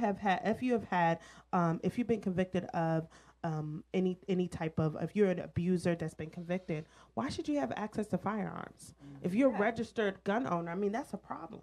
We need to make sure that they don't have access to that so they don't go and kill someone or hurt someone later. So we need to do that. The next one is the Repeat Sexual Predator Prevention Act. Now, this goes into domestic violence and beyond. You have, if someone has, in domestic violence, usually the abusers are repeat abusers. They've done it in different families to different people. But when they get in court, it's hard to get convictions in domestic violence. That is the real problem. That's why we have the perpetrators continuously in our community. Why? Because they walk away with a slap on the wrist. Now we need to make sure when they go to court, when there's a case against them, they could bring in all the evidence from before. And that way it won't be blocked, because it's blocked right now. If someone has sexual abuse in the past, they don't have to, they can block it and say that it can't be, it can close the record. So then that way the jury can't see that this person really is a true problem. So we need to remove that and allow that evidence to go in so we can get actual convictions. And the last thing I want to talk about, there's been talk of this, and I got to see the bill on this, but the registry. Now, I know you guys have heard a lot about that we're pushing for a registry, domestic violence registry. Look, guys, I understand people have talked about, oh, this will be for people that, take advantage of the law. It is for convictions. Right. Exactly. So if there is someone that's abusing the system, there won't be a conviction, because if they're abusing the system, they're going to get to court, they're going to see that there's no evidence, they're going to throw it out. So for those who are convicted of domestic violence, we put them, people don't want, look, for those that abuse children, when they get on that list, on the sexual predator list, they die. It's like, please don't put me on that list. Right. Why? We need to do the same with the domestic violence. This is a deterrent. There's not as much of a deterrent, and the real reason, like I said, is because the perpetrators walk away with a slap on the wrist. So, Walla, what is the information on your websites and things like that people can be able to communicate with you about? So you can go to my website at Walla Blegay, WALA, B as a boy, LEGAY.com. Say it again slowly. WALABLEGAY.com. Okay. You can give me a call directly on my cell phone at 202-441-7650. Visit my website, learn about me. You can email me at Walla, WALA, at Walla Blegay, WALABLEGAY.com. I will be up in the session. I'm running, so I won't, I'm going to claim it, because if I win next year, we'll be in there in 2019, and we'll be all walking together to Annapolis. This is not just about me, it's all of us. But in 2018, I'm going to be advocating on behalf of victims of domestic violence. We also need more funding. Look at the safe house problem that we have. And we just talking about, they've gotten $1.2 million from the state and only around $600,000 from the county. Now, this county has pledged millions for domestic violence. We need more money for housing. We need more money for, so we need to redivert that funding and make sure that most of it is going into housing for those victims, because the reason why victims don't leave is they can't afford to. That's right. And how do we provide them with sick leave, protection at their job? But there's a whole process that we need to get through, and I'm willing to fight for this. So please consider supporting me. Go to my website, wallablegay.com, and I hope to represent you in 2019. We're going to have her back, right? Yeah. We got to have you back. That's a whole But Walla, let me say this. What I like to see for us to, we have the resources in this room, just alone here. I want us to get together, and everybody bring their resources. Everybody brings their contact. We come into one environment. And let's sort out those issues that you just brought to the table. 1, 2, 3, 4. Go through each one of them. Let's get some people on each one of these and make some action. Let's take way. action. That's a true organizer. Okay? That's organizer talk. I'm serious, because I'm sick of tired of seeing and hearing what's going on in Prince George's County. All this money is out there, but the money is not directed to where it needs to go. Right. And domestic violence is serious. It's no joke.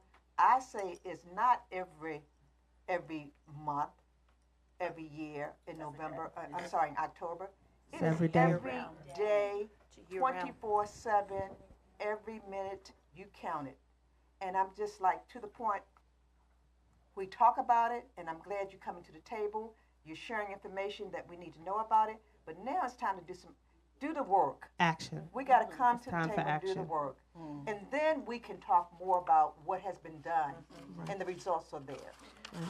Well, I know that Peggy, and the results of all of this, and we've been sharing with all of our listening audience out there about what's going on in domestic violence in that area. But we do want to give a number that you can call if you are going through, anyone you know that is going through this situation. You can call 1-800-799-7233, 24/7, okay? 1-800-799-7233. This is a hotline that you can call. There are other hotlines that you can go on, but a lot of people don't have the savvy to go on and Google or go on internet. Right, so exactly. definitely make sure that anyone you know, it may not be you, but anyone that you know, give them this number, 1-800-799-7233. Thank you so much again, Juan, for coming. We appreciate you. Thank you for having me. I really appreciate it. Yes. Awesome. We're going to take a quick break because we got a couple more people we want to get in, and we got to close out with my girl, Atia. So hang on, and we'll be right back.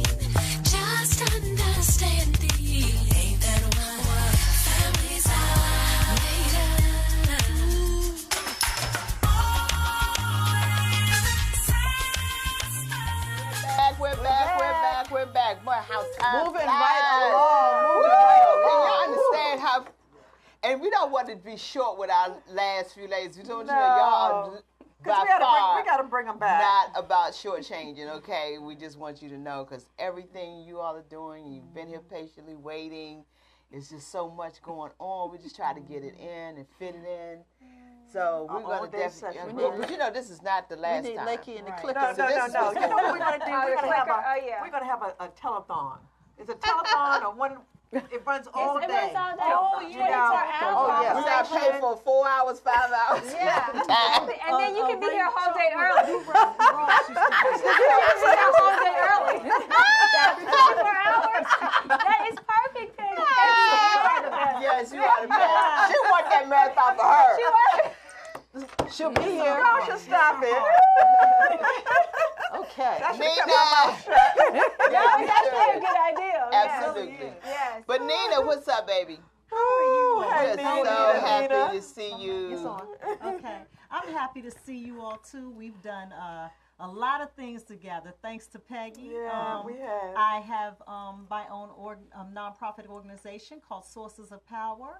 It is a partner with Peggy with Sisters for Sisters Network, and it is governed by domestic violence. So I too am a victim and a survivor of domestic violence, and so I promote the resources, and I partner with other organizations such as the women who have been here so that we can get the information out to our community. Currently, right now, Peggy and I are working on something that's coming up in 2019. It is the Men's Domestic Violence Conference. This is just not a conference or shindig. This is something where we are going to promote getting counseling for people. We want all of our men who are dealing with the situation as far as being a victim and those who are also abusers. In the Bible, you all know that God has appointed the men to be the head. And the reason why we're going through what we're going through in our community is because the head isn't right. That's right. And Say it again, domestic, Nina. the head is not right. again. And so domestic violence, as was heard here earlier today, it comes in various forms. It comes physical, it comes emotional, it comes in verbal, it comes in sexual, it comes in financially. And I believe that that God is using me to get to the root of it and getting to the cycle. So I'm just going to tell you just a little bit, because I know we're here for, you know, a little time, but based on the journey and the process that I have gone through with domestic violence, I realized that there was a root that was involved. And so I talked from the story of when I was first conceived. So I was conceived under the emotional abuse of drugs. Okay, so my mother was a drug user, so that is when the abuse really started. And then being a drug user and the type of atmosphere and people that she was around, I was then birthed into that atmosphere where she left me with a family member who was too a drug user, and my father found me, and when he found me, I had been soiled with a diaper on me for several days and weeks, and the doctor had to peel it off. So when I was born into that. So I did not know any better to know what it is to have a normal lifestyle, to be happy, to love, to talk, to know how to talk to somebody. So I too, you know, went into relationships that was like that, and I too was you know, given the same type of conversation into that relationship. What I want to do quickly, because we have our two sisters here and you all are mic'd. And so I want you to introduce and say some things, who you are, of course, who you represent and what you're doing, as we kind of, you know, make sure we engage. You didn't jump in. Yeah. Okay. Pam, tell us, hey, sweetie. Hi there. You're on camera, darling. Camera right there. Yes. So thank you. I know I've been MIA for a little bit, but I've just, Peggy's been looking for, just on the grind. And, you know, my organization is Ellen Foundation, where the organization, we work with families at risk families, where not only we help provide resources for food and clothing, but I actually added on this piece on the domestic violence piece because of a very personal situation that happened to me. I was not a victim per se. I was a victim's victim. My best friend was a victim of domestic violence. And I know Peggy's heard my story before, you too, Nina, where she came to my home numerous years ago, and she needed help, she and her son, and she was so badly beaten, and I had to turn her away because my spouse was like, you're not bringing that in this house. So now I'm torn. Like, here's my best friend, the godmother of my son, and I have to turn her away because I have to be respectful for the head of my house. Exactly. And it didn't it took me a long time to understand that, but from that on, I lost contact with her. We're talking years later. I don't know if she's alive or dead. We're still searching for her. But through that incident, it became the inspiration for the Aspiration House, where, because she didn't have anywhere to go. A lot of times victims don't want to come in, go to their family or their friends because they don't want them to know. Exactly. Right. Exactly. They want to make sure it stays hidden and maybe only one person know about it. So the inspiration for the Aspiration House is to, well, number one, We were supposed to open it in 2017, but that's all right. Yeah. We're going to open it in 2018. There you go. In Prince George's County, because Prince George's only has one facility. Right. And the goal is to increase it to host 25 families who are survivors.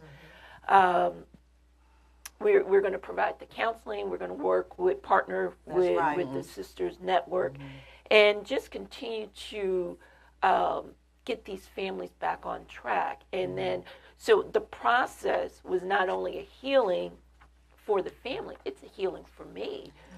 And speaking of healing, Ava, what are you doing in your area to help heal some of these victims that are out here as well? Because you're doing a great work as well. And you're doing work in Montgomery County. Montgomery County. Well, actually, yes, the organization is in Montgomery County, but we do work all over. Okay. I get contacts from people from different states.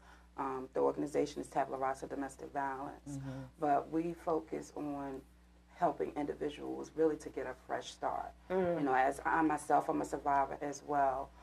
During that time, I had my children. We had no place to go. We were evicted from our apartment due to the domestic violence.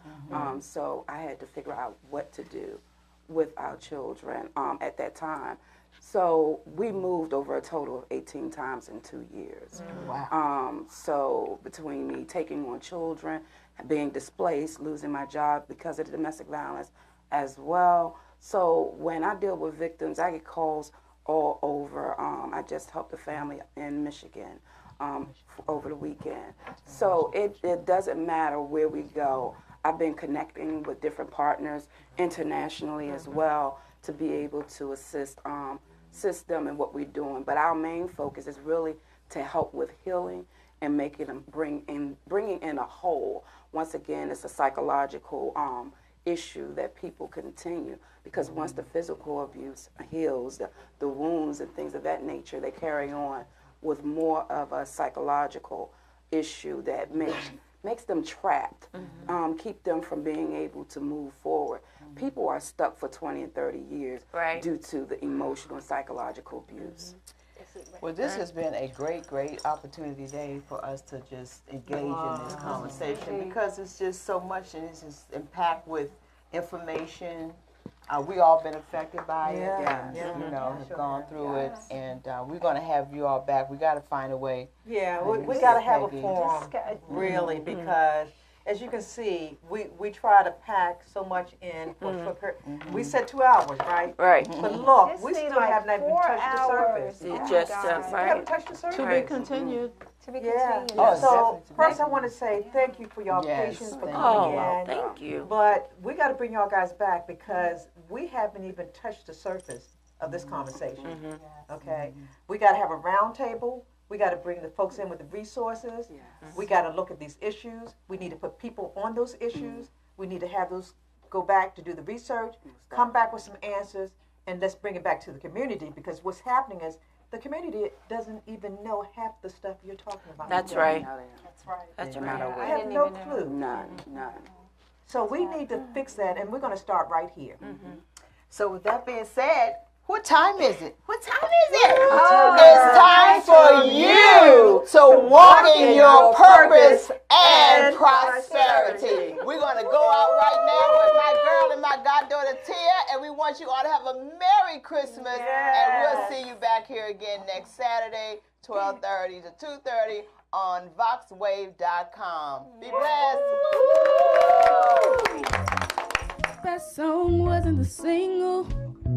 You weren't even living in Ladera Heights, Black Beverly Hills, domesticated paradise, palm trees and pools. The water's blue, you swallow the pills, keeping it surreal.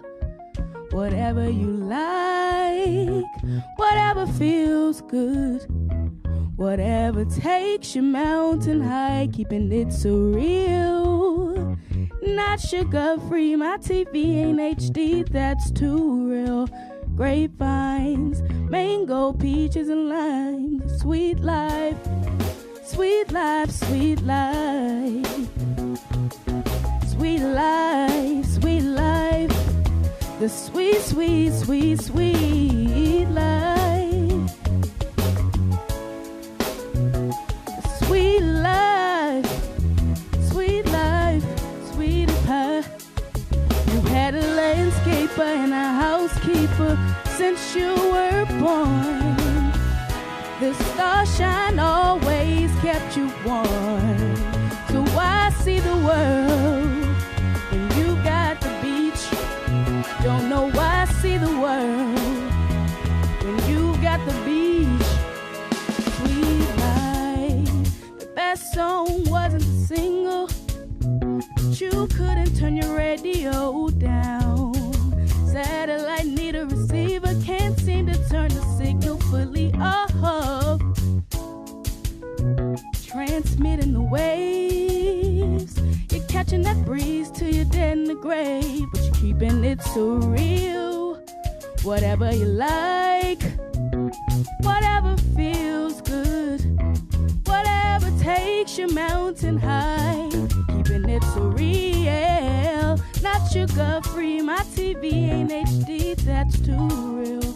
Grapevine, mango, peaches, and lime, sweet life, sweet life, sweet life, yeah. Sweet life, sweet life, sweet life. Live and die in the life. You've got a landscaper and a housekeeper since you were born. The starshine always kept you warm. So why see the world when you got the beach?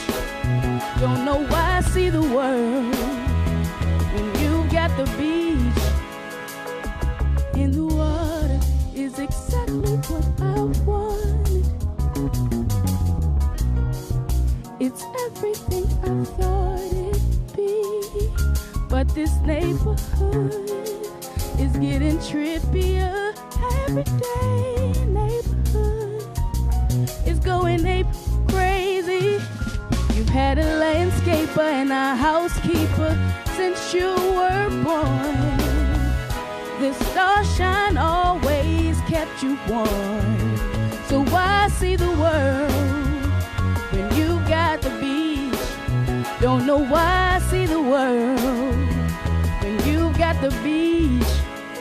Sweet life. Merry Christmas, everybody. Whoa.